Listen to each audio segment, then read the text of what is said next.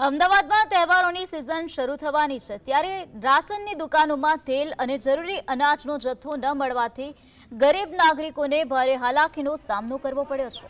આ ગંભીર સમસ્યાને ધ્યાને લઈને જમાલપુર ખાડિયાના ધારાસભ્ય ઇમરાન ખેડાવાલાએ રાજ્યના મુખ્યમંત્રીને પત્ર લખીને રજૂઆત કરી છે। તેમણે જણાવ્યું છે કે છેલ્લા ઘણા મહિનાઓથી બીપીએલ અને એનએફએસએ રાશન કાર્ડ ધારકોને નિયમિત અનાજનો પુરવઠો મળતો નથી।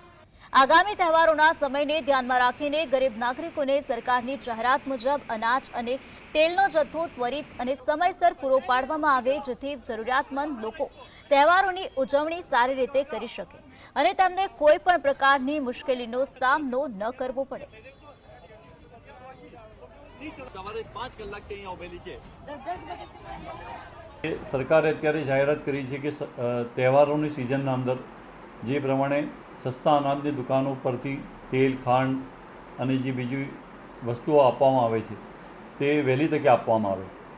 એટલે આ રજૂઆતને ધ્યાનમાં લઈને મેં ગુજરાત રાજ્યના મુખ્યમંત્રી શ્રી ભૂપેન્દ્રભાઈ શ્રી પટેલ સાહેબને પત્ર પણ લખ્યો અને પત્રની કોપી ઓફિસમાં પણ મેં પહોંચાડી દીધી છે।